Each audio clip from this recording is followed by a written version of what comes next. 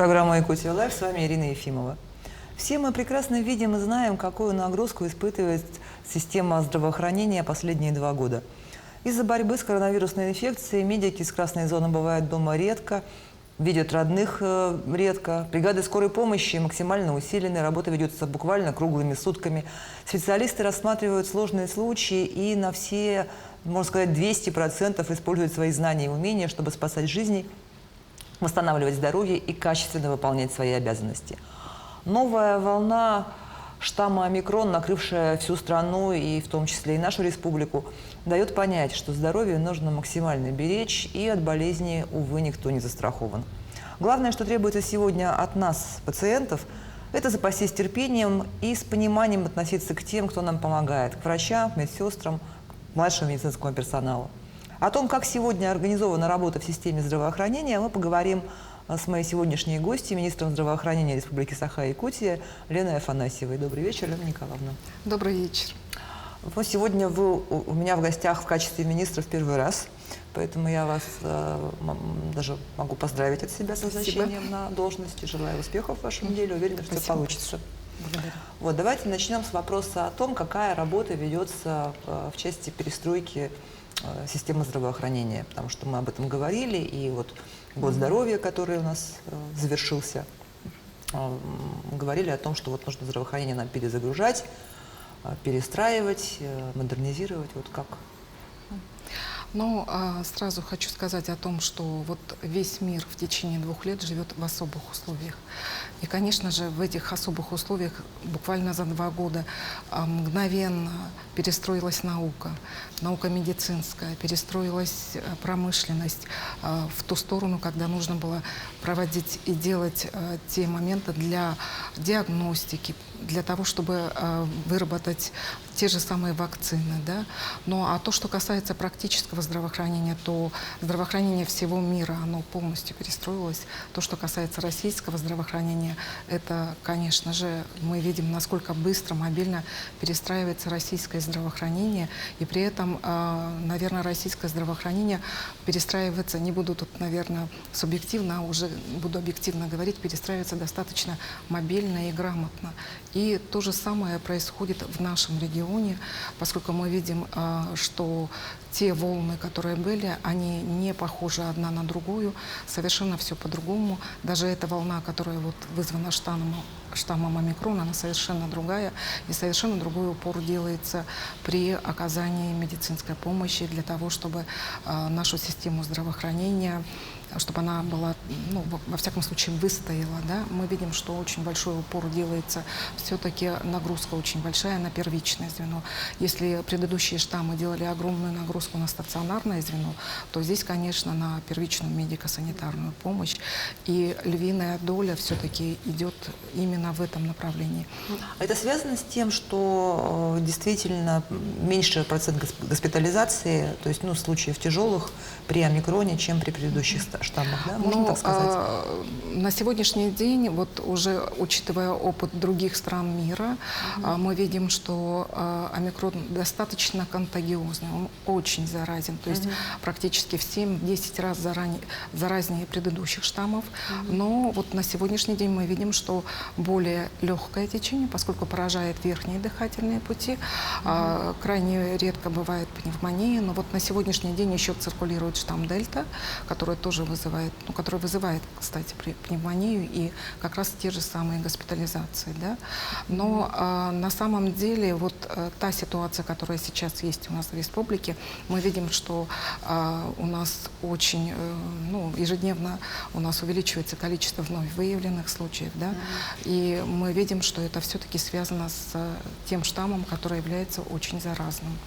И, конечно, вот на сегодняшний день нагрузка на первичное звено очень большая. Тем не менее, мы справляемся. Мы видим, что в городе Якутске во всех наших поликлиниках организована та работа, которая на сегодняшний день направлена на сбережение здоровья населения, и многое делается для этого, и многое делается нашим главой для того, чтобы правильно настроить систему здравоохранения. Порой я вот смотрю на Сэн Сергеевича, на Ольгу Валерьевну Балабкину тоже, вот у меня такое создается впечатление, что они врачи, поскольку настолько грамотные все действия, организационные, вплоть до того, что понимание такое четкое и грамотное. Потому что есть моменты, когда, ну, много лет назад мы, наверное, многие моменты касаемо эпидемиологии, иммунологии совершенно не понимали, да? Ну, а тут, вот видите, все население уже, и население республики грамотное тоже. И вот эти вот действия, которые сейчас проводят, организационные действия, они совершенно другие. Они не похожи на предыдущую волну, и мы видим, что нагрузка, конечно, очень большая, но, тем не менее, первичное звено справляется. Но это благодаря вот совместной большой работе. Спасибо. Я хочу напомнить, что мы работаем в прямом эфире, и задать вопрос можно, позвонив в студию по номеру 841 12 42 14 39, или отправить свой вопрос текстовым сообщением в WhatsApp на номер 8 914 235 0502. Лена Николаевна, насколько сегодня хорошо в Якутии воспринимается цифровизация системы здравоохранения? То есть, бесспорно, это очень удобно записаться к врачу через интернет или просто позвонить по телефону, но в то же время иногда возникают какие-то недопонимания, да, там регистратура так не принимает, дозвониться невозможно, или сайт зависает. Вот, то есть, насколько вообще готовы и та, и другая сторона вот к таким изменениям? Ну, в настоящий момент, конечно, вся жизнь у нас связана с цифровизацией. Это не только здравоохранение, это практически все наши моменты. Молодежь теперь уже без цифровизации никак. Они все в этих гаджетах, девайсах.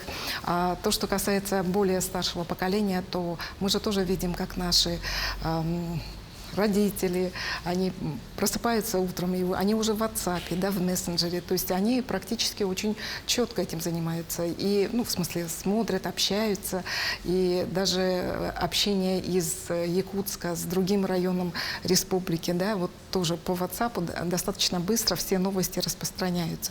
Ну, а то, что касается здравоохранения, тут, конечно, начиная с того, что у нас, наверное, тот регион, где очень серьезно развита цифровизация здравоохранения. И даже приходя в поликлинику, у нас электронные очереди, да? Далее мы заполняем электронные истории болезни. И если мы сдаем какие-то анализы, то они тоже приходят, либо если можно даже по госуслугам, вот сейчас во время пандемии мы видим, что люди получают анализы ПЦР по госуслугам. Да, конечно, бывают некоторые моменты, когда, может быть, и сбои могут быть, да, но, тем не менее, все-таки система работает. А то, что касается, допустим, тех же звонков, тех же колл-центров, да, это тоже очень так хорошо работает и будет работать далее. Ну вот тема, с которой мы начали, это борьба с коронавирусом, да, все-таки вот я не могу не спросить, какие у нас перспективы в ближайшем будущем. То есть вообще закончится это когда-нибудь или нет? Ну, вообще, конечно, если рассматривать эпидемиологию в целом, то, конечно, рано или поздно это все равно закончится. Будем думать о хорошем. И, конечно, на сегодняшний день тот штамм, который пришел, он достаточно быстро распространяется. Соответственно, мы вот за короткий промежуток времени у нас увеличилось количество пациентов, которые инфицированы штаммом омикрон. В большей степени, конечно, течение болезни идет в легкой степени, где-то 95% на амбулаторном этапе пациентов. Крайне редко бывает, что госпитализация, но, как правило, это бывают либо беременные, поскольку мы тоже перестраховываемся и все-таки госпитализируем. Далее, конечно же, дети, поскольку дети все-таки менее защищены. И если мы говорим, что штамм омикрон поражает верхние дыхательные пути, то у детей несколько немножко по-другому механизм. И, конечно, те люди, которые имеют сопутствующую патологию, про которую мы говорим, это как коморбидный фон. Конечно, вот эти вот моменты могут быть. И мне говорят, что у нас есть звонок. Алло, здравствуйте, вы в прямом эфире. Здравствуйте. Здравствуйте. Мне хотелось бы задать вопрос. Значит, я отношусь к третьей поликлинике. На данный момент вообще ни один узкий специалист не принимает. Мы не можем попасть ни к неврологу, ни к лору. Вот. Мне интересно, вот каким образом людям лечиться, даже вот если у нас не ковид, например, но есть такие заболевания, которые безотлагательно нужно лечить. Спасибо. Ну, спасибо, конечно, за вопрос, потому что все волны мы всегда говорим, что очень серьезные заболевания не уходят на, что называется, в локдаун, да, они уходят... Отпуск они не берут? Отпуск не берут, и, конечно же, эти заболевания, к сожалению, если они есть, то они развиваются и могут развиваться. Но говорить о том, что совсем мы плановую помощь приостановили, я не скажу, поскольку есть маршрутизация, согласно которой все пациенты, которым необходимо оперативное лечение, плановое оперативное, тем более экстренное оперативное лечение. Кому необходимо обследование, они по профилям у нас по маршрутизации идут. То есть могут обратиться в Национальный центр медицины по профилю кардиология, по профилю, значит, по детству, по специализированной педиатрии, по профилю онкология, любое направление, которое связано, ну, с подозрением, малейшим подозрением на опухолевый процесс, совершенно спокойно идут в Якутский республиканский онкологический диспансер. То, что касается офтальмологии, то идут, конечно, в офтальмологические диспансеры. Ну, то есть вот все по маршрутизации идет по тем специализированным службам, которые вот, необходимо тому или иному пациенту. Ага, то есть если я вас правильно поняла, значит, если в поликлинике сейчас узкий специалист отсутствует, то можно обратиться в специализированную больницу. Конечно, то есть если мне нужно к окулисту, допустим, да, и в поликлинике он сейчас не принимает, да, я могу пойти в можно офтальмологическую больницу. по облачной поликлинике записаться в тот же Национальный центр медицины и обследоваться совершенно спокойно, планово. Все, спасибо за исчерпывающий ответ. Вот мы заговорили перед звонком о коронавирусе у детей, и действительно, ведь сейчас, то есть если раньше говорили, что дети вообще не болеют или там переносят всегда бессимптомно, то сейчас, к сожалению, уже участились случаи, да, когда дети болеют и болеют действительно тяжело. Вот как уберечь ребенка от инфекции? И когда можно будет ставить прививки подросткам уже?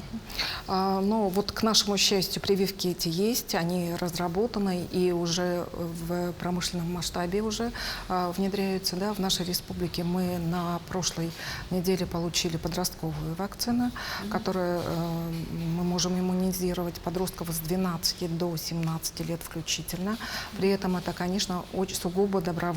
То есть согласие родителей, оно с 15 лет уже подросток может сам написать заявление, то есть информированное добровольное согласие на иммунизацию. Иммунизация, она в 2 этапа, то есть так же, как у взрослых делается, и в принципе делается первая доза, и через 21 день уже делается вторая доза вакцины. И эта вакцина сейчас в Якутске есть, то есть можно спокойно своего подростка совершенно верно, можно записать по месту жительства, да, в поликлинику? на вакцинацию через педиатров своих. Ну, то есть к поликлинику, либо который подойти, есть единый центр вакцинальный детский, мы тоже временно его разместили во Дворце детского творчества, это вот раньше мы называли его Дворец детства, с 9 до 16 часов можно подойти и записаться совершенно спокойно. С подростком, с 12 до 17 лет. Ну вот как-то все говорят, дети, наверное, не хотят. На самом деле дети же сейчас настолько умные, они настолько продвинутые, они читают все, они могут прогуглить и посмотреть. И, как правило, дети сами уже говорят родителям о том, что они хотят записаться на вакцинацию. Есть такие дети. Да, дочка у меня просит, спрашивает, когда будет прививка. То есть мы можем с ней уже в Дворец детства идти, да, спокойно. А вот центр неотложной помощи, который в Триумфе, он уже неделю назад, получается, заработал, да, завтра будет ровно неделя. В первый день пришло большое количество людей, которые просто решили провериться.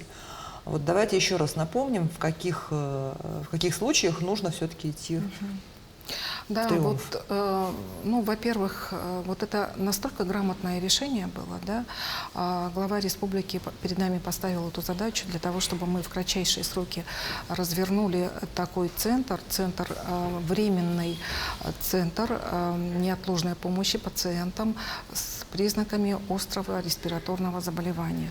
При этом очень хорошо, что локация такая вот удобная, да, во-первых, удобная, во-вторых, огромный центр, огромные территории, которые позволяют вообще с социальной дистанции проводить все исследования, да. И, конечно, это настолько вот логично и хорошо, правильно было сделано, но, к сожалению, в первый день у нас вот произошло то, что произошло. Пришло очень много народу, и люди думали о том, что это место, где можно совершенно, ну, как бы спокойно провести ПЦР-исследование, да. На самом деле этот центр был быстро сформирован с той целью для того, чтобы, во-первых, была доступная неотложная помощь, и, конечно же, разгрузить несколько наши поликлиники, поскольку мы же видим, что в поликлинике в первые дни тоже были очень большие очереди в неотложные кабинеты, когда люди сами приходили в свои поликлиники и стояли тоже в очереди. Или сидели дома и ждали врача, не могли дождаться дома, его. Да, совершенно верно. Но хочу напомнить о том, что все-таки этот центр создан для пациентов с острой респираторной вирусной инфекцией, при этом имеющих температуру меньше 38 градусов и признаки острого респираторного заболевания, то есть симптомы острого респираторного заболевания. И в этом центре можно отдифференцировать, либо это ковид, либо это ОРВИ сезонное. Все там правильно сделано, маршрутизация очень четкая. И люди, которые приходят туда, могут совершенно спокойно провести экспресс-тестирование на ИХ и увидеть, есть ли у них ковид, либо это острое респираторное заболевание, и пройти осмотр врача. Все это заносится в электронную систему, медицинскую электронную систему. И далее, если кому нужен больничный, там же открывается больничный лист. Если у пациента ковид подтверждается, то назначается лечение и даются препараты. Бесплатно? Бесплатно. Совершенно верно. То есть, если температура больше 38, вызываете врача на дом. Если температура там 40 и так далее, то скорую помощь. Если температура до 38, но есть признаки респираторного заболевания, то можно пойти спокойно пойти в Триумф. Конечно, вот сейчас очень многие спрашивают, многие регионы, ну, наверное, нет ни одного региона Российской Федерации, где не пошел рост. Практически во всех регионах пошел рост. И многие наши коллеги, министры, работники министерств звонят к нам и спрашивают, что вы сделали, как вы это сделали. И мы, конечно, делимся своим опытом. Вот, кстати, про ИХ-тесты, они действительно достоверны? Или вот ходят слухи о том, что там бывают часто ошибки, и что вот этот результат ИХ-теста, нужно все равно потом ПЦР сдавать? Вот как официальная точка зрения здравоохранения на этот счет, Официальная пожалуйста? точка зрения здравоохранения, это сказано и в методических рекомендациях Министерства здравоохранения Российской Федерации, для диагностики ИХ-теста достоверны. И если есть сомнительный ИХ-тест, то, конечно, нужно проводить для подтверждения ПЦР-исследования. Но на основании ИХ-теста можно поставить диагноз новая коронавирусная инфекция. Это очень, конечно, удобно, что в течение 15 минут, 30 минут можно поставить диагноз. Вот смотрите, мы сейчас, допустим, ИХ-тесты закупаем для сотрудников своих, да, и вот с этим результатом, ну вот сами протестировались, допустим, он положительный, если, да, там, не дай бог. Тогда с этим тестом ему уже откроют больничный на основании этого теста? На основании этого теста откроют. На сегодняшний день, конечно, вот мы говорим о дистанционном открытии, я так понимаю, больничного листа, да? Но вот буквально на следующей неделе выйдут нормативные акты, согласно которым мы будем, ну, это временный порядок, согласно которому мы можем открыть дистанционно, вот без осмотра пациента, открыть больничный лист. На самом деле, по закону, конечно, надо осматривать пациента. И И также они достоверны, да? То есть, Они допустим, вот у нас достоверны. сейчас будут там отчеты правительства, там так далее, но у нас люди, которые ходят, работают. Они достоверны.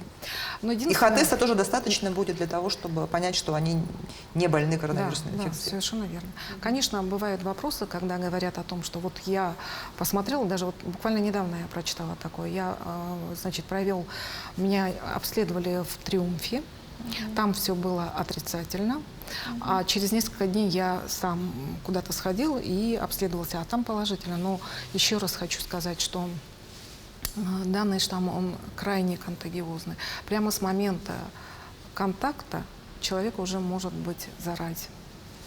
Если мы, допустим, предыдущие штаммы, они были буквально там инкубационные периоды в течение недели, а тут такого нет. Максимум 3-4 дня и уже все. Давайте немного отойдем от темы коронавируса и поговорим о глобальных задачах.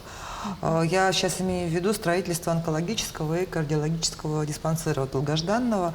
Насколько мне известно, кардиоцентр уже вот-вот откроется, да? Да, совершенно верно. Вот. А за ним уже и онкологический центр, которого тоже долго-долго ждали. А вот готовы ли врачи и персонал принимать пациентов? Я так понимаю, что с оборудованием там все в порядке, там стоит какое-то прекрасное современное оборудование. Новое, мощнейшее оборудование, которое, собственно, наверное, на Дальнем Востоке будет самое продвинутое оборудование. Но то, что вот совершенно правильный вопрос по подготовке кадров. Работа это Министерством здравоохранения ведется давно. Специалисты готовят, и при этом готовят и в клинической ординатуре, это молодые специалисты, да, а те, кто уже имеют опыт работы, они проходят стажировки в лучших клиниках Российской Федерации. Это то, что касается кардиологии. На сегодняшний день у нас очень серьезные специалисты, кардиологи. Мы четко знаем, что кардиологическая школа у нас вообще в республике одна из таких очень серьезных. Она, наверное, самая серьезная на Дальнем Востоке, поскольку очень много кардиохирургических операций проводили уже достаточно давно с открытием Национального центра медицины. Вот почему школа и история этой службы, она очень хорошая. И на сегодняшний день специалисты, которые работают, это корифеи, это все люди истории, которые уже, собственно, много сделали и которые на сегодняшний день поднимают новых специалистов, которые будут заниматься этим направлением. Но мы возлагаем на них очень большие надежды. У нас есть сообщение в WhatsApp. Одна зрительница спрашивает, если в поликлинике нет гепатолога, могу ли я без направления записаться в медцентр? Я так понимаю, может, да? Да, можно совершенно спокойно по облачной поликлинике записываются и могут попасть. Вот. И еще одно сообщение. Здравствуйте, спасибо за прямой эфир. Вопрос такой. Страшно жалко работников медицины. Как говорится, чем же может помочь население, либо желающие помочь волонтеры? Куда можно подойти в районах? В районах, я так понимаю, все-таки можно обращаться к главным врачам, поскольку все-таки главных врачей районов знают многие жители того или иного района. Да? А вообще хочу сказать, что вот это движение волонтерства, оно, конечно, оно замечательное, оно очень помогает здравоохранению, начиная с волонтеров-медиков, которым мы все волны говорим огромное спасибо, они всегда нам помогали и помогают, и заканчивая даже вот тем, что вот сейчас предприниматели, волонтеры, даже органы исполнительной власти, министр ездила в выходные, Майя Андреевна волонтерам помогала, да. Ну и партия «Единая Россия». Огромное спасибо, потому что вы нам настолько помогаете, облегчаете многие моменты и задачи, потому что это правильное понимание, когда вот эти пандемийные инфекции идут, они все-таки, это не только задача здравоохранения, это общая задача. И общество тоже, и пациентов тоже. Пациенты тоже должны понимать. И все люди, которые, собственно, нас сейчас слышат, они все должны понимать, что от них самих очень многое зависит. Очень многое зависит. И у нас есть звонок. Алло, здравствуйте, вы в прямом эфире, задавайте ваш вопрос. Добрый вечер. Добрый вечер. Меня зовут Елена. Хотела бы задать вопрос. Подскажите, какие лекарства дают тем, кто болеет коронавирусом? И что это за лекарства и бесплатно ли это? Спасибо. Вопрос по лекарствам, конечно, все эти дни не звучит, потому что, конечно, лекарства, которые доставляются поликлиниками, кто-то недоволен тем, что ассортимент какой-то не такой. На самом деле эти препараты, которые доставляют наши доктора, медицинские работники, они все четко прописаны в методических рекомендациях Министерства здравоохранения Российской Федерации. Это препараты жаропонижающие, совершенно известные для всех. Это тот же парацетамол. Очень хороший препарат, который, собственно, помогает быстро снижать температуру. Да? Далее препараты противовирусные. Орбидол, иногда называют умифенавир, да? Грипферон. То есть это совершенно простые препараты, банальные препараты, но очень эффективные. И в схемах они прописаны, так что вот когда наши жители республики пишут в мессенджерах, WhatsApp, либо в Instagram о том, что препараты неэффективны, это совершенно не так. Препараты действительно очень эффективны, и они как раз противовирусные. И даются при легком течении заболевания. Мы с вами разговариваем накануне Международного дня борьбы с раком. Вот я знаю, что вы онколог и практикующий онколог. Как мы прекрасно знаем, что бывших врачей не бывает. А может быть, у вас есть какая-то история о пациенте, который вам больше всего запомнился? Что-то вот такое. Понимаю, что каждый уникален, но, может быть... Есть какой-то вдохновляющий какая-то история? Вдохновляющих моментов много. Я действительно онколог, и, собственно, после окончания медицинского института, тогда это был медико-лечебный факультет Якутского госуниверситета, я устроилась работать в Якутский республиканский онкологический диспансер. И, собственно, 17 лет работала в диспансере, была врачом, начиная уже с простого врача, и заканчивая заведующей отделением. Вот 17 лет – это работа за операционным столом. То есть это чистой воды, хирургия и достаточно большая хирургия. Хочу сказать, что, конечно, каждый пациент, который сталкивается, даже люди, которые сталкиваются с онкологией, понятно, что это очень большая боль. Это очень большая трагедия для семьи, особенно в те времена, потому что считалось, что это были даже 90-е годы, что это и так жизнь настолько сложная, да еще и такое заболевание, что это настолько безнадежно. На самом деле, конечно, каждый пациент, который как бы там ни было, каждый врач, он через себя пропускает, потому что иначе невозможно. И боль пациента проходит через. И, конечно, если это бывает плохо, то это уже рубцы на сердце каждого врача, каждого доктора. Вот почему в медицине, наверное, остаются только те, кто, собственно, по призванию идет. И хочу сказать, вот из обнадеживающих моментов, то, я-то онкогинеколог, то есть это тоже очень большая хирургия, женских, как раз хирургия женского рака. И, значит, много было женщин, и есть те женщины, которые, собственно, которых я сама оперировала, и они, по сути, по жизни уже стали моими подругами, и их семьи, я для них являюсь семейным доктором. И это не только те женщины, которые живут в городе Якутске, но и в районах республики. Бывают моменты, когда кажется очень большой процесс, идешь на операцию, и буквально делая ревизию, видишь, что уже ничего невозможно сделать, да? И берешь только биопсию, и, как в народе говорят, открыла и закрыла, да? То есть на самом деле это диагностика, это очень большая диагностика интероперационная. Я помню вот такой случай, когда у меня был очень серьезный разговор и очень такой тяжелый разговор с родственниками, потому что родственники настолько любят своего родного человека, а ведь надо же донести информацию, что процесс большой, к сожалению. Но они не хотят верить. Люди не хотят верить. И потом говоришь, все-таки в жизни есть что-то такое, надо верить. Давайте посмотрим. Может быть, сейчас вот мы назначим лечение, и наши химиотерапевты назначат лечение лекарственное. Может быть, через год или через полгода мы встретимся с вами и посмотрим, как повлияло лечение.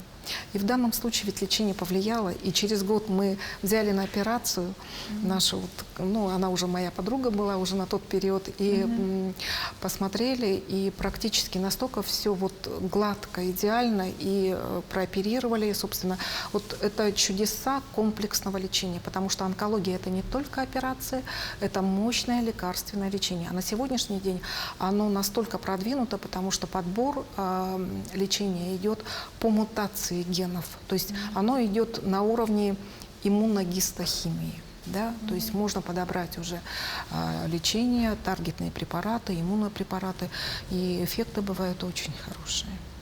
И медицина ведь не стоит на месте, действительно, такое прекрасное оборудование вот сейчас стоит в онкологической хирургии, я сама видела. Вообще, вот, пользуясь, наверное, моментом, я просто хочу, чтобы зрители знали, онкология – это очень серьезное направление, это очень сложное направление. И, конечно, одна хирургия не играет большой роли. Все-таки это в комплексе, это и химиотерапия, это и лучевая терапия.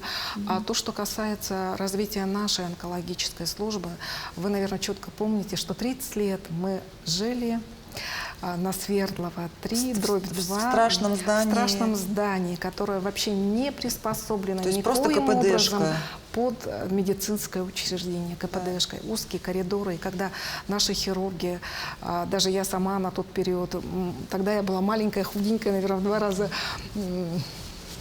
меньше и компактнее. Мы сами вот с девочками брали пациентов и прямо вот на руках несли до палаты. Такое тоже было. И ребята, наши хирурги, которые, ну, наверное, столько спин надорвали, но они ведь тоже таким образом брали наших пациентов с операционного стола и прямо вот до палаты. Ну, потому что даже каталки развернуться невозможно. И я помню, что когда Айсен Сергеевича назначили на должность главы республики, он пришел к нам с обходом. Наверное, ну, я понимаю, какое впечатление на него это создало, потому что мы-то привыкли работать, и у нас, возможно, взгляд замылился. Но вот тогда было принято настолько смелое, правильное решение, потому что я думаю, что вот оттуда все это вот прямо стимулом послужило для развития онкологической службы, потому что никто бы не подумал, что до строительства, а уже тогда началось строительство, до строительства объекта можно взять эту службу и прямо перевести в другое типовое учреждение, ну, другую типовую материально-техническую базу, да, другое здание. И мы, жившие 30 лет в онкологии, в 3 дня, в ноябрьские праздники почти переехали. Этот вопрос в месяц решился. Мы просто переехали туда. Конечно, хочу выразить огромную благодарность тоже нашим коллегам с Якутской республиканской клинической больницы. Понятно, что это здание у них акушерское, а тут мы приехали, да. Ну и, конечно, благодаря вот этому мудрому решению Айсена Сергеевича мы стали развиваться, мы стали мощно развиваться, вплоть до того, что у нас и патологоанатомическое отделение открылось. Это, ну, тоже это все национальный проект, это оборудование национального проекта, это специалисты, которых мы вырастили.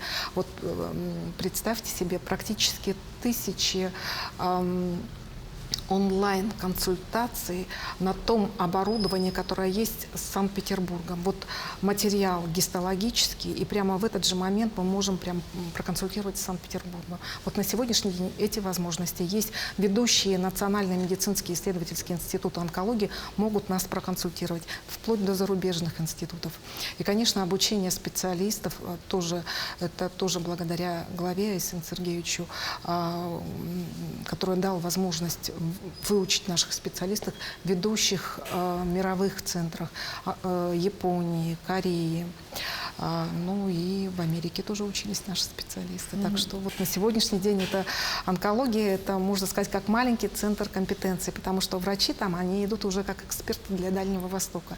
К ним прислушиваются, и есть моменты, когда уже говорят о том, что хотят наших хирургов брать для того, чтобы они ездили на операции в другие регионы и показывали мастер-класс. Ну и к тому же медицина вообще не стоит на месте, да, и наука не стоит на месте. И то, что 5-10 лет назад казалось приговором, разговорам сейчас, Нет, нет, совершенно верно, потому что какой бы большой процесс ни был, ну, так случается, что мы все-таки не всегда в первой стадии бывает, что выявляется процесс, бывает, что и распространенные процессы, но тем не менее все-таки возможности терапии очень большие. Это комплексная терапия, которая помогает жить людям. И люди уже живут и в полной ремиссии много лет. Еще один вопрос с WhatsApp. Скажите, пожалуйста, по какой причине на госуслугах невозможно записаться на лечение в Якутский специализированный стоматологический центр? Пациенту 16 лет, детское отделение уже не принимает, а во взрослое не можем записаться. Ну, в данном случае надо вот индивидуально разбираться, потому что бывает, видимо, ну, надо смотреть, с какой стороны, потому что бывают сбои и в госуслугах, это мы тоже поняли, что техника иногда, ну, информационная техника тоже подводит. Ну, а так, в принципе, в эти буквально в феврале, вот в середине февраля у нас будет уже начался переезд стоматологической поликлиники, стоматологического центра, который единый уже для взрослых и для детей, и в принципе прием ведется. И взрослый, и детский, кстати, ведется прием. Ну, Несколько усеченно, но он ведется. Если вернуться к теме онкологии, есть такая акция «Онкопоиск». В свое время там Ясин Сергеевич с ней участвовал со своей супругой, да, один из первых. И много раз мы о ней рассказывали в наших новостях по нашему телеканалу. И вот сегодня я хотела бы узнать, насколько эта акция себя зарекомендовала. То есть охотно ли якутяне проверяют свое здоровье? Но вообще, конечно, то, что касается онкопоиска, наверное, первой задачей это поставил Ясин Сергеевич перед нами. Потому что для того, чтобы раннее выявление было, раннее и качественное, и, собственно, были масштабные акции, вы тоже помните, наверное, как люди приходили на исследования, и достаточно быстро мы проводили исследования, онкомаркеры те же самые. Потом это послужило вторым шагом, когда мы решили, все-таки это в рамках уже национального проекта, это тоже вот как раз тоже поручение было главы республики, создать такую программу, она регион-специфична, скрининговая программа по 6 основным локализациям рака. Тем более это было вот удобно, это было в 2020 год, когда была пандемия, когда невозможно было прийти в поликлинику, потому что был тоже полный локдаун плановой службы. Да? А вот тут можно было совершенно спокойно зайти на платформу, записаться, пройти анкетирование, с 40 лет идет анкетирование, да, выбрать ту локализацию, какая, в общем-то, интересна, в каком плане интересно обследоваться, и пройти анкету, и потом, если по данной анкете выявлялись факторы риска, то можно было записаться на то или иное обследование. На сегодняшний день порядка 23 тысяч человек зарегистрированы на данной платформе. Но сразу хочу сказать, скрининг рака идет где-то с 40 лет. Некоторые локализации с 50 лет, да? То есть некоторые ограничения для молодежи есть, да? Но, тем не менее, очень много человек прошли обследование, порядка 14 тысяч человек, которые прошли полное обследование, и выявлено 110 человек, у которых выявлен онкологический процесс, и при этом ранние формы рака. И есть предраковые заболевания 170, а эффективность скрининга по данным Всемирной организации здравоохранения – это тогда, когда обследовано 600 человек, из них выявлен только один онкологический процесс. А представьте здесь, насколько эффективно это все. И, конечно, это очень хорошо себя зарекомендовало. В эти дни наши онкологи уже приложения делают на якутском языке, так что они, наверное, покажут. Мне кажется, уже показывали, да, на якутском языке онкопоиск, для того, чтобы, ну, понятно, что и в районах республики это, кстати, будет распространяться, тиражироваться там, где есть центры амбулаторной онкологической помощи. И в течение года, ну вот с прошлого года уже в Мирнинском районе есть, в Хангаласском, но, возможно, не так широко используется, как в Якутске. Но в Якутске это очень себя зарекомендовало, потому что по времени и по... Ну, как удобно, можно записаться на то или иное обследование. Ну, это конечно, ранняя диагностика – это залог да, и потом вообще успеха. вот приезжали, когда аудиторы с Национального центра онкологии Блохина, они на вооружение взяли эту программу, и вот буквально, когда в конце ноября в Челябинске проходило очередное как раз вот совещание по онкологии российской, и вот там как раз показывали успехи данной программы, и после этого уже многие, в общем-то, регионы берут на вооружение данную программу. Ну что ж, Лена Николаевна, я вас благодарю за то, что пришли и ответили на наши вопросы, за подробные ответы, за интересную информацию. Желаю вам успехов в вашей нелегкой работе. Спасибо большое. Это была программа «Якутия Лайф». Меня зовут Ирина Ефимова. Смотрите нас по будням в 19:15. Расскажем, чем живет Якутия.